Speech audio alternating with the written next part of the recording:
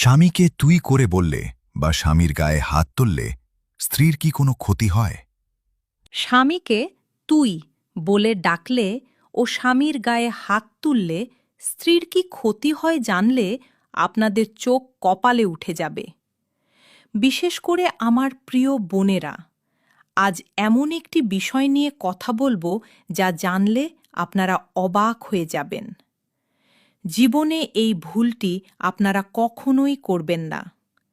স্বামীকে কখনোই তুই বলে সম্বোধন করবেন না এবং কখনোই স্বামীর গায়ে হাত তুলবেন না।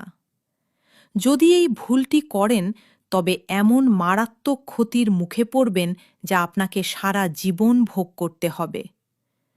ভিডিওটি অনেক গুরুত্বপূর্ণ, তাই দেখা হলে কমেন্টে আমিন লিখে শেয়ার করে অন্যদের জানার সুযোগ করে দিবেন। ইনশাআল্লাহ এর বিনিময়ে আপনিও অসংখ্য নেকির অংশীদার হবেন।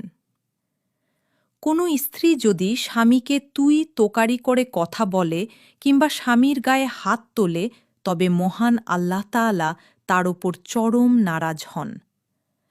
আমাদের সমাজে এমন কিছু স্ত্রী রয়েছেন যারা এই ধরনের আচরণ করেন। ইসলাম ও সামাজিক দৃষ্টিকোণ থেকে এটি চরম অবাধ্যতা ও বেয়াদবি। এমন আচরণকারী স্ত্রী জান্নাত থেকে বঞ্চিত হতে পারেন।